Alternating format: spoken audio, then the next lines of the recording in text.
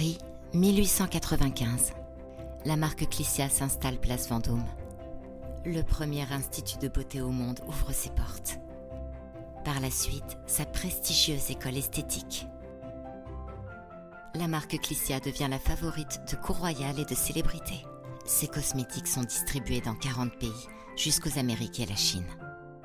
Clicia produit plus d'1 millier d'articles, parfums et soins du visage. Clicia, un siècle plus tard, vous propose des soins riches de son savoir-faire et ses secrets d'excellence. Des rituels chronobiologiques matin, soir et week-end. Clicia, le temps est mon partenaire.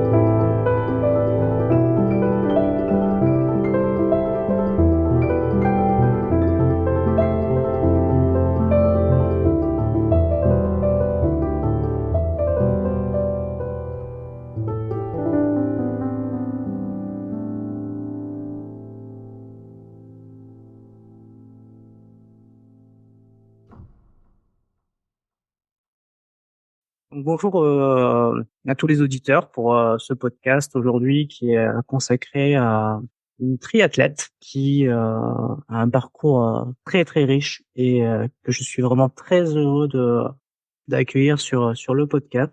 Elle s'appelle Audrey Merle et je vais la laisser un petit peu se présenter. Bonjour à tous, je m'appelle Audrey Merle, je suis triathlète de haut niveau, licenciée au club d'ICI Triathlon en région parisienne et je pratique le triathlon depuis que j'ai 17 ans après un parcours on va dire assez conséquent en tant que nageuse. J'ai basculé au triathlon pour plus de diversité et puis j'ai pu toucher au haut niveau depuis 2012 où je suis régulièrement en équipe de France. Et tu as participé à des Jeux Olympiques aussi? Exactement. En 2016, j'ai participé aux Jeux Olympiques à Rio. Donc, je termine à une 35e place assez médiocre par rapport à mes ambitions. Mais bon, voilà. Des choses qui arrivent dans les hauts niveaux.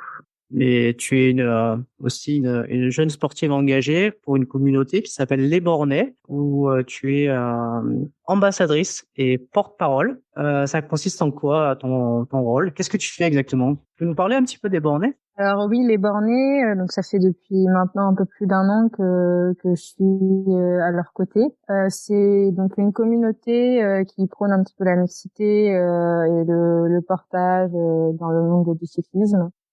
Puisque c'est quand même une discipline où on va dire que les a priori enfin tout ce qui tourne autour du sport est ultra masculin et très très développé. Donc je pense que les bornés c'est tout simplement un moyen de faire découvrir le cyclisme aussi à la base aux femmes et puis surtout à permettre d'avoir une base d'échange entre les gens qui pratiquent la même passion. Donc voilà, je me retrouve parfaitement dans leur philosophie et aujourd'hui mon rôle c'est de pouvoir tout simplement en parler et partager des valeurs communes. Donc du coup, je pense que quand plus on est nombreux, mieux c'est pour exprimer cela. Voilà. En tout cas, j'invite tous les auditeurs, les passionnés de vélo, hommes, femmes, à aller sur le site des Bornés parce que j'ai vu qu'il y en avait. Alors même moi je connaissais pas spécialement. Du coup, je suis allé par curiosité et j'ai vu que voilà, ça existe en plein de villes de France et du coup, Totalement. c'est super sympa. C'est amené à se développer énormément donc sur les prochaines années puisque finalement depuis que j'ai intégré l'équipe en tant qu'ambassadrice, on a déjà vu une énorme évolution parce que finalement je pense qu'ils ont tapé en plein dans le mille, que c'était vraiment quelque chose qui a été recherché par les gens de manière générale. Donc voilà, c'est amené à se développer. Vous allez en entendre parler, je pense, de plus en plus. Bon, bah, c'est super. En tout cas, on va suivre ça. Alors, avant de parler de ton mental, si tu es d'accord, j'aimerais en quelques questions qu'on dresse ton portrait chinois. Est-ce que tu es d'accord? Allez. C'est parti. Donc, c'est très simple. Je te pose une question et par contre, tu justifies ta réponse, bien évidemment. Mm-hmm. Alors, si tu étais une couleur, tu serais laquelle? Le bleu. Pourquoi? Je pense que c'est lié à l'eau. C'est un milieu qui m'a toujours attirée et puis c'est une couleur qui m'apaise tout simplement. Si tu étais un livre, C'est plus compliqué. J'ai pas énormément de références. Je cherche parce que franchement, alors le dernier que tu as lu. le dernier que j'ai lu, c'est un roman de Gilles Le Gardien. Donc enfin, je pourrais même pas retrouver le titre. Mais en gros, j'en ai lu pas mal et c'est tous ces romans, je les utilise en général avant les compétitions parce que ils me vident la tête un peu. C'est sans prise de tête justement, c'est plein d'humour, simple et c'est pour ça que j'ai beaucoup accroché avec cet auteur. Ok, donc, donc du coup, c'est un outil presque que tu utilises pour... Complètement, ouais, ouais, ouais. Ah, Et je génial. lis effectivement juste souvent avant les compétitions. Au quotidien, j'ai du mal à trouver le temps, mais voilà, avant les compétitions, je sais que ça me permet de me recentrer sur moi-même et il fallait que je trouve quelque chose de divertissant. Parce que Ah, c'est super, c'est voilà. super. Si tu étais un billet d'avion, pardon, tu pars où? Allez, en Corse. Quoi? Souvenir d'enfance. Une belle Ouais. île. Alors, est-ce que tu es gourmande? Pas vraiment. Non. La seule gourmandise à laquelle je tiens, on va dire que c'est le chocolat et c'est le chocolat noir, c'est tout. Donc, si tu devais choisir un plat cuisiné, tu choisirais quoi? Un plat cuisiné? Ouais.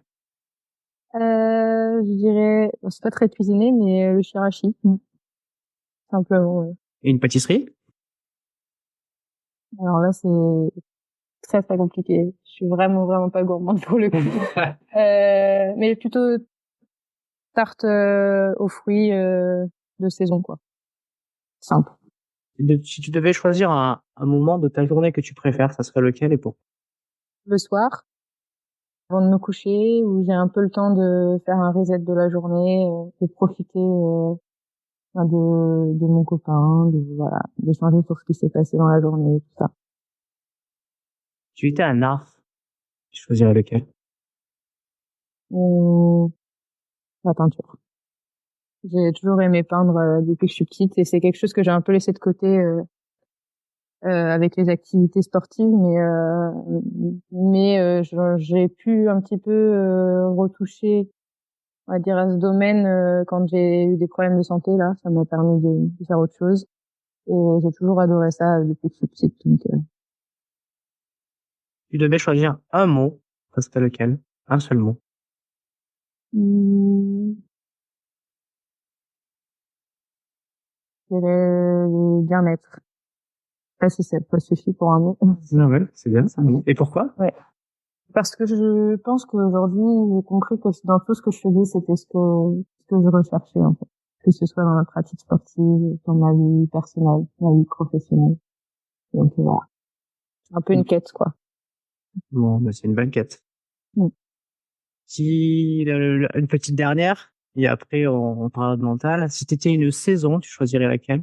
Non, mais parce que j'ai énormément de mal et c'est lié à ma pratique sportive, c'est que je sais que l'hiver, c'est une période où on doit beaucoup travailler pour préparer les compétitions. Et j'adore travailler et mettre tout en place pour être performante, mais le problème, c'est que je crains énormément le froid et que c'est ma hantise un petit peu quand on approche cette saison. Donc, je préfère prendre la saison complètement opposée et voilà, et profiter du beau temps. Bon, bah, du coup, ouais, grâce à ce petit portrait chinois, on te connaît un petit peu mieux, on connaît un petit peu plus tes goûts. Et bah écoute, maintenant on va t'inviter un petit peu à parler de ton mental. Tu es une sportive, une athlète aguerrie depuis de nombreuses années. Tu devais être fière de quelque chose ou satisfaite avec le recul. Ça serait de quoi dans ton parcours?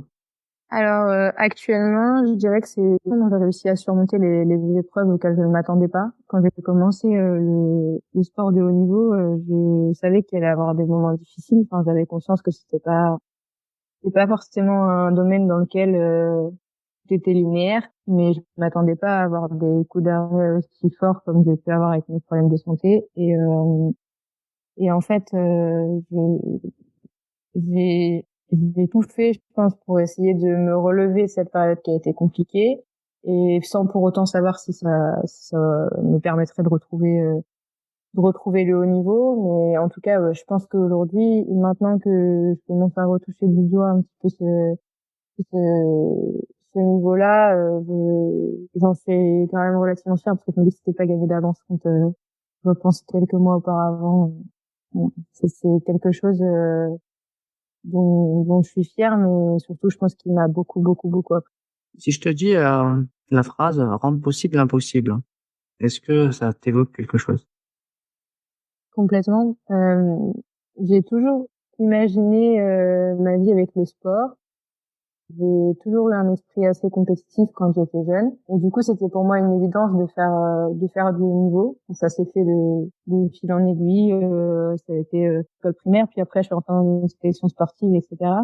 Et au final on a toujours des rêves qui nous tiennent un petit peu au fur et à mesure des années, et surtout quand c'est dur à l'entraînement, on pense à ça. Et au final, je pense que moi c'était de participer et de faire le meilleur résultat possible aux Jeux Olympiques. Mais entre l'avoir dans un coin de la tête comme un rêve et le faire, il y a une énorme marge. Et au final, je pense qu'un sportif de haut niveau quotidien veut rendre possible l'impossible. Et on lui dit toute sa carrière, oui, bon, enfin, il y en a qu'un champion olympique dans ta discipline, telle année, il y en a qu'un qui arrive à faire ça. Et au final, c'est tout ce qu'on recherche. Donc voilà, moi aujourd'hui quand je m'entraîne, c'est quelque chose qui me parle parce que quelque part c'est vraiment ce que j'ai envie de faire, de rendre possible l'impossible. En tout cas, tu reviens dès ce week-end dans une compétition. Ah, Donc, ouais. je pense que tu vas mettre le paquet pour faire le meilleur résultat possible, je crois.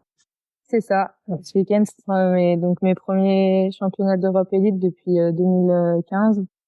Donc ça remonte ma participation en championnat d'Europe élite, et donc du coup forcément j'ai pas mal d'appréhension quand même. Mais bonne appréhension, j'ai hâte en fait, c'est excitant. Tu les as préparés différemment qu'avant, parce que finalement, il y a quand même un certain délai entre maintenant et la dernière que tu as faite. Tu as eu une évolution dans ta préparation? Je pense que je les ai pas préparés forcément différemment, c'est-à-dire que la course en elle-même, elle nécessite pas vraiment de se préparer différemment, ça reste les mêmes distances qu'on a l'habitude de faire.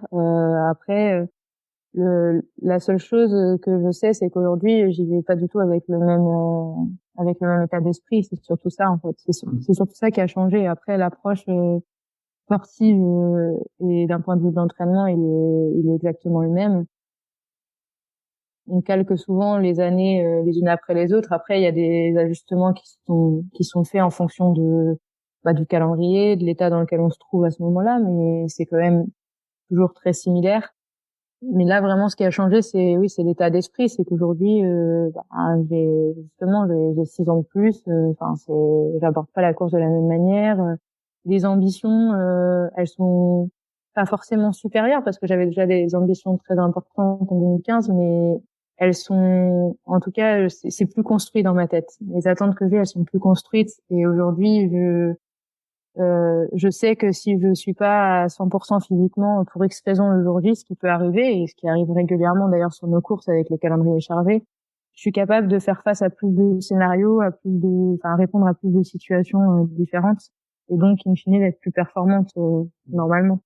Donc c'est pour ça que c'est pas du tout le même état d'esprit, et que j'attends pas que la course parfaite, la course rêvée se fasse. J'attends juste d'être actrice de ma course et de pouvoir faire ce qu'il faut au bon moment, quoi. Ouais, important. Être actrice de sa course. Ouais. Et vraiment être dedans au moment où il faut être dedans pour aller chercher une performance. C'est ça. Oui. Sachant que bon, la performance, elle est souvent aléatoire parce qu'elle dépend aussi de la performance des autres aussi. Donc, Totalement. On est dans un sport où en plus on a des athlètes qui dominent. Il y en a toujours eu, il y en aura toujours. Mais globalement, sur les podiums, c'est pas toujours les mêmes parce qu'il y a beaucoup d'aléas, il y a beaucoup de choses qui peuvent se passer en triathlon, du fait que ce soit 3 disciplines, que ce soit lié à 2 transitions, qu'on ait des outils mécaniques aussi, donc on est quand même dépendant des fois de petits soucis techniques. Il y a énormément de choses qui rentrent en compte. Sur 2 heures d'effort, il a le temps de se passer tellement de choses que on a beau être ultra favori, la course elle est jamais gagnée, donc c'est ça qui est beau aussi. Ouais, on va dire, c'est la beauté du sport, c'est qu'on sait jamais, au final, qui va arriver au bout, en fait, hein. On sait C'est ça. que tout le monde va terminer, en général, c'est bien sûr, mais en tout cas, c'est souvent comment dire, la surprise de la fin, le podium, qui est Exactement. allé au bout de soi, a réussi à dépasser ses limites pour aller accrocher, cette première place, quoi. Totalement. Si je te demande de me définir le mot mental, ça serait quoi le mental pour toi, du coup? Alors, ça va peut-être pas être une définition très... Non, la tienne, hein, la tienne. C'est toi, comment tu vois ce mot-là? Qu'est-ce que tu mets derrière? Hum, alors, tout simplement, ce serait la retranscription de nos capacités physiques dans une situation qui peut être plus stressante ou plus compétitive, on va dire. Donc, si j'essaie de peut-être mieux expliquer, je dirais que en tout cas, dans mon domaine, je le perçois comme quelque chose enfin, comme la possibilité de mettre en application à 100% finalement ce que notre corps est capable de faire. C'est un peu la clé, la porte qui ouvre vers, vers la performance, puisque on peut être à 100% physiquement et au final, il peut absolument rien se passer sur la course parce que on n'a pas cet outil-là pour y arriver. Donc voilà. Donc, pour moi, c'est le lien entre les capacités physiques et après ce qui fait la performance. En quoi elle consiste, toi, ta préparation mentale? Est-ce que tu en as une, déjà? Alors j'ai été suivie pendant plusieurs années par un préparateur mental. On a eu également à la fédération des personnes qui nous prenaient en charge sur les stages, etc., sur des besoins spécifiques. Après, je pense que j'arrive à chaque fois, donc quand j'ai eu des rendez-vous, donc de la préparation mentale, j'essaie surtout de garder en tête donc tous les outils qu'on peut me donner, parce que souvent un préparateur mental finalement il est là pour donner des clés, des outils, hein, il fait pas les choses à notre place. Et ce qui fonctionne pour moi, c'est vraiment de garder en tête ces outils et puis surtout d'apprendre à les utiliser. Parce que ça, c'est le plus dur au final. Souvent, on nous donne une clé, mais après, il peut des fois se passer plusieurs semaines ou plusieurs mois avant de comprendre comment le mettre en place. Donc, c'est de la répétition et c'est de l'entraînement aussi, le mental. Oui, Voilà, tout à ça fait. se met en place d'entraînement en entraînement. Parce que des fois, bon, bah, on peut se mettre en situation de course à l'entraînement pour pouvoir justement essayer de d'utiliser ces clés. D'un autre côté, l'entraînement, ça reste l'entraînement et même quand on se rapproche de la situation de course enfin, le plus possible, souvent c'est pas du tout les mêmes caractéristiques. On n'aborde pas l'entraînement de la même manière que la course. Donc du coup, finalement, la meilleure façon d'utiliser ces clés, c'est de le faire sur des compétitions et donc c'est de courir assez régulièrement pour pouvoir mettre en pratique ça. Et du coup, moi, c'est ce que j'ai essayé de faire cette saison. J'avais une saison qui me permettait de courir un peu plus régulièrement, de prendre plus de départs parce que j'avais pas un gros objectif comme ça peut l'être dans une année olympique ou dans une année où on vise vraiment place au championnat du monde. Moi, je voulais être régulière cette année, essayer de faire pas mal de courses et finalement avoir la possibilité justement de tester des choses. Et ces choses-là, elles étaient autant sur le plan physique que sur le plan mental. Et donc, je pense que ça m'a plutôt réussi. J'aborde les courses un peu plus sereinement à chaque fois. Donc, je pense que les outils, je commence à comprendre comment les utiliser. Ok. Et que tu as un outil préférentiel et qu'est-ce qui marche bien chez toi? Alors, la visualisation, ça marche vraiment très, très bien. Avant chaque course, j'essaie de me mettre dans ma bulle et puis de revisualiser le parcours. De revisualiser aussi les moments où je pense qu'il peut y avoir des choses importantes qui se produisent. Parce que, par exemple, quand on va repérer un parcours, souvent on a des endroits où on se dit, là, il y a moyen peut-être de faire quelque chose en vélo, d'attaquer, attention, ce virage-là, il est dangereux, donc à quel moment je vais devoir me positionner plutôt à l'avant du pack en vélo ou plutôt à l'arrière. Il y a plein de choses qu'on peut réussir à apercevoir en repérant le parcours. Et en fait, l'idée pour moi, c'est de remettre avant la course tout dans ma tête, tout dans l'ordre, un peu en visualisant. Et comme ça, quand je suis sur la ligne de départ, finalement, je ne me pose plus trop de questions, je sais juste ce que j'ai à faire, quoi. Oui, C'est comme si je le mettais en mémoire. T'es dans l'action après, quoi.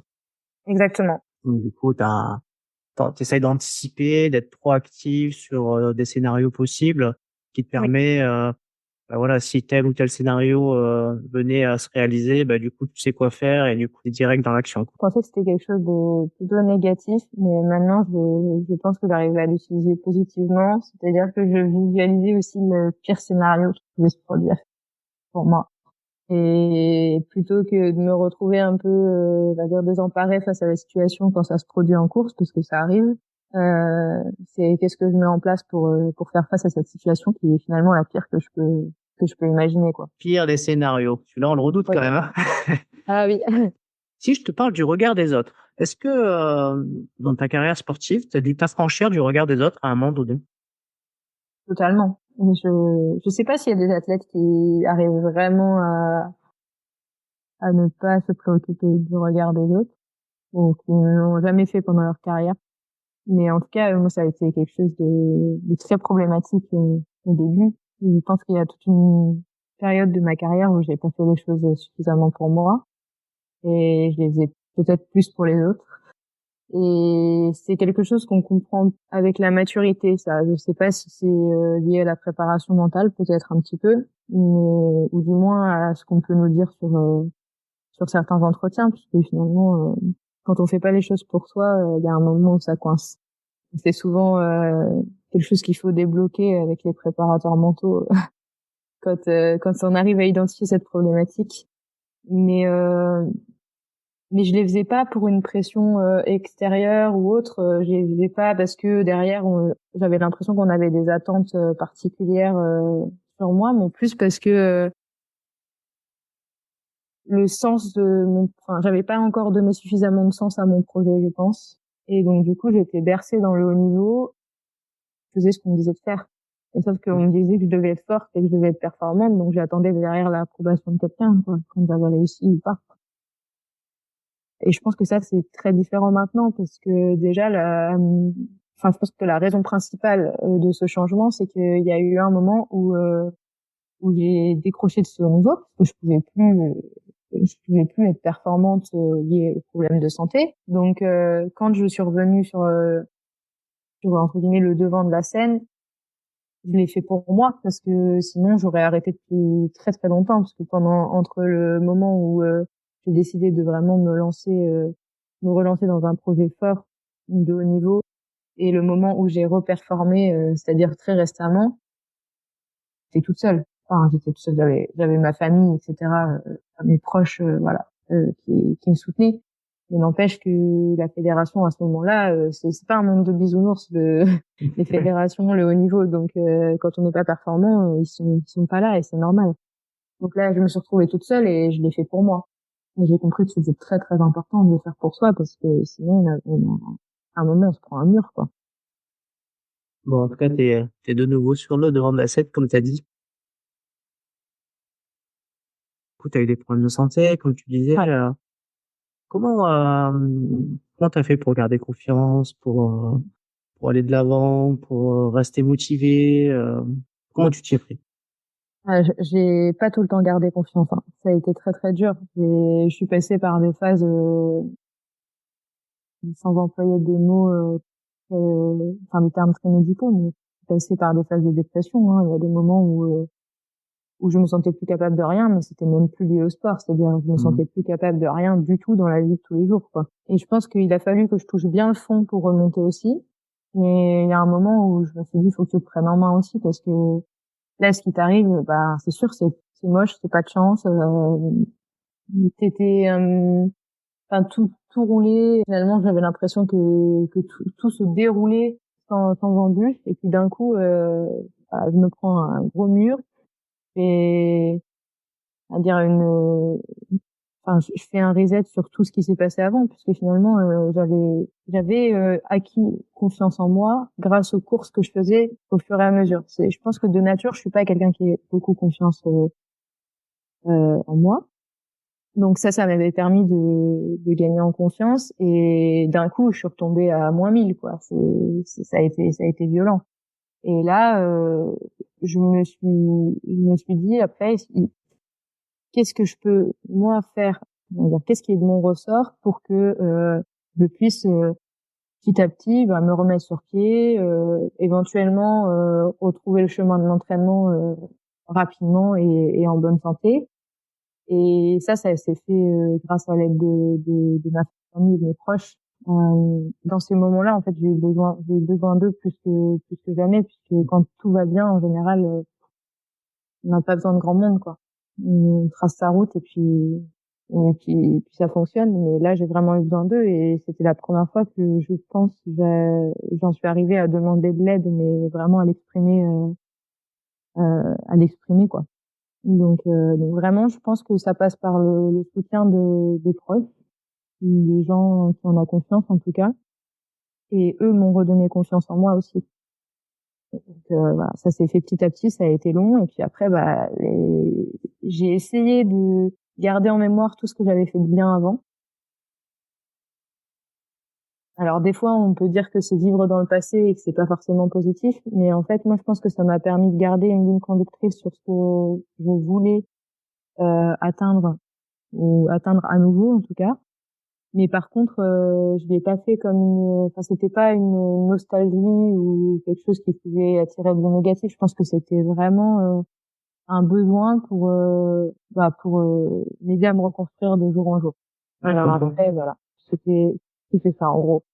C'était comme des ancrages positifs que tu as utilisés pour te redonner de la force, pour te redonner l'envie de, comment dire, de regoûter à ça, et qui t'a attiré vers le haut au final. Oui. Et le plus dur, par contre, ça a été de comprendre que j'étais une athlète totalement différente, physiquement déjà, parce que quand j'ai recommencé petit à petit, il fallait que j'arrête les comparaisons, par contre, avec, pour le coup, qui étaient plutôt négatives avec le passé et la tête que j'ai été. En fait, j'avais la possibilité, je pense, je commençais à comprendre que je pouvais revenir, mais je pouvais pas revenir en faisant les mêmes choses et en étant la même athlète. C'était pas possible parce que mon corps n'avait pas forcément la même tolérance à l'entraînement. Donc il a fallu que je le comprenne et que je le digère, et après ça a été quelque chose de plutôt facile, dans le sens où quand j'ai compris ça, après c'était des petites victoires à chaque fois, les progrès que je faisais. Je repartais pas de l'athlète qui était au top. J'avais compris que de toute façon, il fallait que je reconstruise de beaucoup plus Et c'est bas. comme ça que tu as du coup regagné ta confiance en toi finalement. C'est Oui, par ces petites victoires chaque jour, à chaque exactement. entraînement, à chaque course éventuelle. Ouais, Donc c'était un travail quotidien, quoi. exactement. Est-ce que tu as déjà connu de la pression ou du stress dans le cadre de compétition, et du coup, si oui, comment tu fais pour la surmonter dans ces moments-là? Oui, beaucoup. Du coup, ça va avec le fait que je pense que de base, j'ai pas beaucoup confiance en moi. C'est quelque chose que j'ai diabolisé pendant longtemps, le stress. Je voulais absolument ne pas en avoir avant les courses, ou du moins je trouvais pas ça normal. En fait, avec le temps, on se rend compte que c'est indispensable déjà pour avoir envie de faire la course, pour l'adrénaline, pour tout ce qui touche à la compétition. Je pense que c'est quelque chose de primordial. Ce qu'il faut là où il faut faire attention, c'est que ça ne devienne pas un stress inhibant. Et autant j'ai été toujours très stressée, autant je pense qu'au moment où le départ est donné, j'ai une sorte de libération qui fait que j'arrive à agir quand même. Et ça m'est par contre arrivé rarement, mais ça m'est arrivé sur certaines courses de justement au moment du départ ne pas réussir à me libérer de ce stress. Et là pour le coup, c'est là où ça devient néfaste, que je pouvais pas prendre de bonnes décisions pendant la course. En fait, j'étais l'ombre de moi-même sur la course. Et donc je mettais pas en place ce que j'avais fait à l'entraînement. Je subissais beaucoup plus les courses que ce que j'aurais aimé. Donc en gros, j'étais complètement dépendante des décisions des autres. Et ça, c'est le plus problématique. Mais honnêtement, ça m'est pas arrivé tant que ça. C'est-à-dire que j'ai pas j'ai rarement franchi une ligne d'arrivée en me disant j'ai raté ma course parce que j'étais beaucoup trop stressée. Du Par coup, contre, ça m'est arrivé. du coup, tu utilises des techniques particulières pour pouvoir, du coup, la gérer. Parce que du coup, on peut soit, comme tu disais, avoir un stress qui peut être stimulant ou inhibant. Mais, Ouais. est-ce que tu utilises comment dire, des techniques particulières pour pouvoir, te relaxer et puis finalement, tu sais qu'il est là, mais tu sais qu'il va être plus positif que l'inverse, quoi. Ouais. Alors, des techniques particulières, je pense que j'en ai quand même quelques-unes. Je dirais que la première, bon, la visualisation, ça en fait partie parce que ça me permet de me recentrer sur moi-même.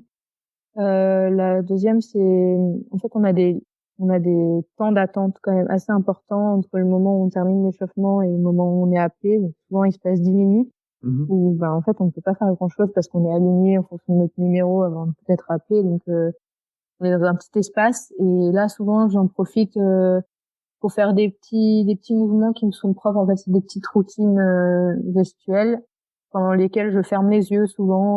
Voilà, je repense à des choses positives, à des courses qui se sont bien passées. Euh, J'essaie de faire le vide justement, enfin d'évacuer les choses qui sont pas forcément positives et de laisser place à des belles images, quoi. Voilà, c'est souvent ce qui m'aide. Et après, je corrèle souvent ça avec des exercices de respiration pour pas que, voilà, pas que, on va dire, que ça ait, je sais pas comment l'exprimer, mais souvent quand j'ai du mal à ventiler tout ça avant les courses, donc c'est justement que le stress prend un peu trop le dessus. Si je reste comme ça, en fait, mes premiers mètres de course, donc sur les premières minutes dans l'eau, souvent j'ai l'impression de faire à moitié des crises de panique, quoi. Et donc ça, je sais qu'il faut surtout pas que je le garde et que j'arrive à retrouver c'est-à-dire un rythme de respiration complètement calme. Et voilà, je Du coup, trouve que ça va. tu utilises des techniques de respiration, pour te Oui, relaxer. oui. Alors moi, je le fais, on va dire, de manière assez mécanique. Moi, c'est maintenant enfin, automatique plutôt. C'est des choses que je fais régulièrement. Par contre, quand ça devient vraiment trop important et que je sens que je commence à paniquer, notamment que ça a été le cas sur une course récemment. Il y avait le kiné de l'équipe de France et des exercices de respiration, je l'ai fait avec lui. Donc voilà, Oui, je fais c'est appel utile. à quelqu'un. Ouais. Mhm. Comment tu fais pour rentrer dans ta bulle, dans une compète, et du coup être hyper focus et le rester? Alors, je rentre dans ma bulle. Avant, je rentrais dans ma bulle très longtemps avant la course, c'est-à-dire le matin de la course, je me levais, j'étais déjà dans ma bulle. Maintenant, j'essaie d'être vraiment, je pense que je suis dans une vraie bulle, plus qu'avant. Et avant, finalement, je rentrais longtemps avant, mais j'avais pas vraiment ma bulle. Là, j'essaie de rentrer beaucoup plus tard, mais par contre, quand on rentre dans les 45 minutes avant la course, c'est vraiment une bulle opaque, quoi. C'est, je pense que j'essaie de plus me laisser, on va dire, perturber par des propos que pourraient avoir certaines personnes autour. Enfin, en fait, je sais ce que j'ai à faire, donc j'ai plus besoin d'entendre personne à ce moment-là. À part si c'est moi qui vais demander, pour le coup, de l'aide, comme ça peut être le cas pour le kiné ou un entraîneur ou autre. Mais en tout cas, tout ce qui me vient aux oreilles, mais qui n'a pas d'importance, j'en fais vraiment, mais complètement table rase, quoi. C'est comme si ça n'existait pas. Et ça, je pense que c'est vraiment quelque chose que j'ai acquis avec la maturité. Parce qu'avant, je pouvais me laisser perturber par n'importe quoi jusqu'au départ de la course. Donc voilà, là, j'essaie vraiment d'avoir cette bulle. Et après, elle se passe aussi donc justement au moment de l'aire d'appel. Je fais régulièrement des courses avec ma sœur maintenant. Et en fait, la seule personne que je vais voir avant la course, c'est elle souvent. Le ressort? Ouais, ouais. Donc ça, c'est en gros, c'est ma bulle. Voilà, elle est opaque à part pour certaines choses qui justement plutôt me galvanisent qu'autre chose. Mais tout ce qui pourrait me perturber, des fois aussi le téléphone, c'est quelque chose enfin, qui peut perturber. Avant, je l'avais jusqu'à très tard avant le départ, je le regardais et là, en fait, quand je commence à mettre mon vélo dans le parc et on s'approche de la ligne de départ, il est rangé dans le sac et je le touche plus, quoi. Ouais, bah, du coup, dans mon dernier podcast avec un entraîneur, disait qu'il coupait le téléphone, réseaux sociaux, Ouais. coupait tout Ouais. pour être vraiment focus sur le match, ses joueurs. Et puis, Oui, je pense que c'est important parce qu'aujourd'hui c'est un outil qui est devenu, on dirait, tellement banal. Enfin, on s'en sert au quotidien et on a l'habitude de l'avoir. et il monopolise beaucoup de temps Mais voilà, c'est ça. et de l'énergie. Et l'énergie. Voilà, c'est exactement ce que j'allais dire. Je pense que c'est très coûteux en énergie de passer son temps sur les réseaux sociaux et il faut absolument l'éviter avant les courses. Après, par contre, je vais quand même garder une fois de plus le positif du téléphone, c'est que parfois, moi, j'ai besoin d'avoir le petit message avant d'aller sur le site de course. Enfin, il est important pour moi quand même les messages que je peux avoir de ma famille, de mon entourage proche, mais c'est les seuls auxquels je répondrai. En fait. Oui, puis des fois, il y a le soutien des gens qui te suivent aussi. C'est ça. Ouais. Ça, c'est important aussi, je pense que. Ouais. Et toujours intéressant de savoir voilà qu'il y a des gens qui sont derrière et qui seront contents si tu fais un résultat, quoi. Ouais. Et qui seront là même en cas de pas de résultat parce qu'ils seront là aussi pour te soutenir quoi qu'il arrive. Ça. On arrive sur sur la fin du podcast. J'ai envie de demander si tu devais donner des conseils à des jeunes triathlètes qui, je sais pas moi, qui ont envie de faire comme toi, d'être comment dire, de vivre cette passion en fond, faire plein de compètes, essayer d'aller le plus haut possible. Tu leur dirais quoi à ces jeunes triathlètes? De pas brûler les étapes, de se faire plaisir et je pense que ça c'est des choses malheureusement qu'on comprend trop tard parfois. Mais le corps c'est pas une machine et il y a des choses qui sont très rationnelles dans ce qui se passe dans le corps humain, mais il y en a d'autres un peu moins. Et en tout cas, dans ce qu'on peut maîtriser, dans ce qu'on peut contrôler, c'est justement de se laisser le temps de grandir au bon rythme. Et le haut niveau, ça, c'est quelque chose qui nécessite beaucoup de rigueur, beaucoup d'entraînement, mais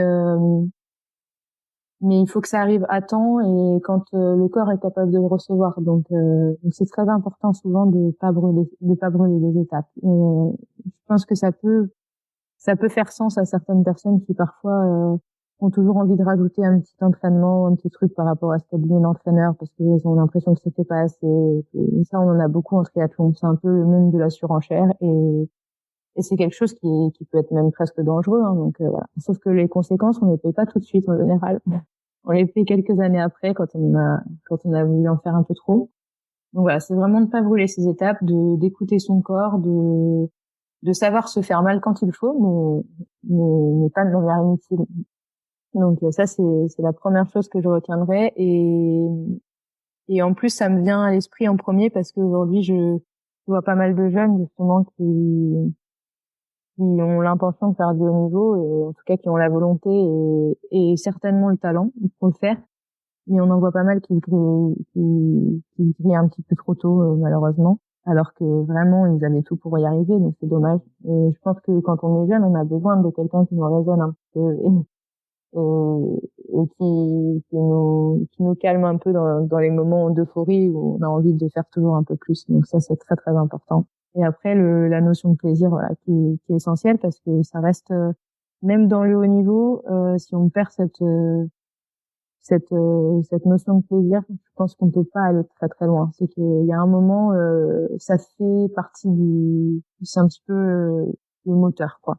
Et ça, si on l'a pas, on peut durer quelques années, mais ça va être de plus en plus compliqué. Et pour une carrière, c'est même quasiment impossible. Donc voilà, faites-vous plaisir et puis prenez les choses les unes après les autres. Ça serait presque une citation, hein. Faites-vous plaisir et prenez les choses. J'allais te demander si tu avais une citation qui te guidait au quotidien, mais ça pourrait être celle-là. Ouais, et j'en ai pas particulièrement, mais par contre, donc j'ai eu un entraîneur là qui n'est plus mon entraîneur actuellement, mais que j'ai eu juste avant et qui m'a suivi pendant la période la plus délicate de ma carrière. Et cet entraîneur-là, il a énormément de citations et justement, il gère une section sportive et je sais il en utilise beaucoup avec les jeunes. C'est assez marrant. Et donc du coup, sur mon frigo, j'ai plein de vignettes avec les citations qu'il m'a données. Donc Ouais. C'est assez marrant. Je pourrais presque en lire une là, mais il y a tout se passe hors de sa zone de confort.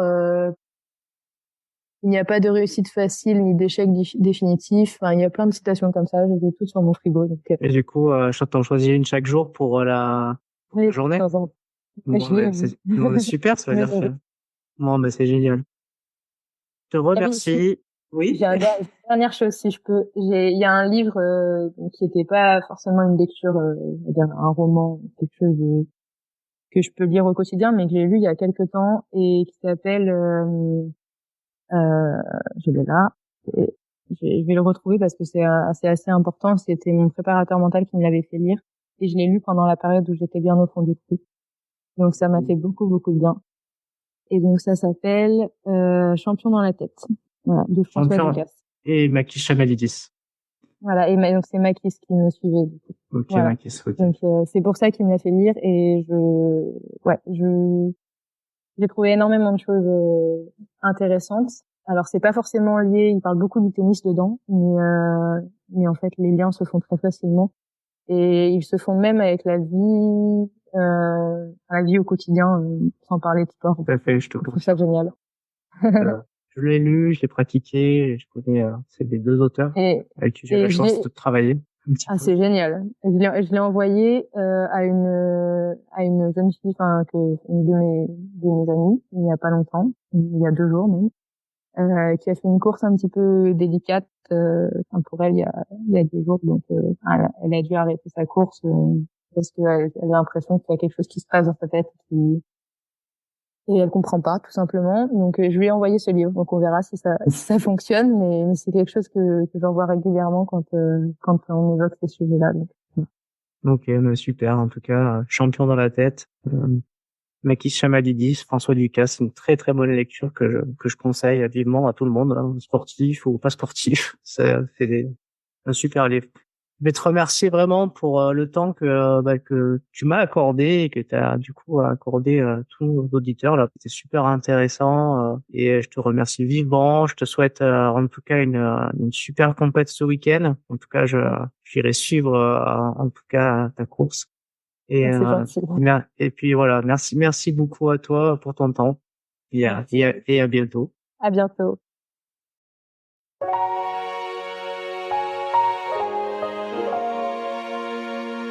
Et voilà, nous voici arrivés à la conclusion de cet épisode. Merci pour votre écoute. J'espère que le témoignage de notre invité vous a inspiré et donné des clés concrètes pour développer votre propre résilience. Au cours des prochaines interviews, nous continuerons à vous offrir une boîte à outils complète pour transformer vos épreuves en tremplin vers le succès.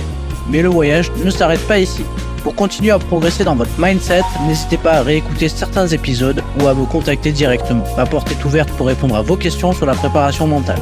Je vous dis aussi à bientôt sur les réseaux sociaux du podcast pour de nouveaux contenus, quiz, défis mentaux et autres surprises, ainsi que la newsletter. Souvenez-vous que la lumière triomphe toujours des ténèbres dès lors que nous choisissons de persévérer. Alors, gardez confiance en vos rêves et à très vite pour de nouvelles aventures ensemble.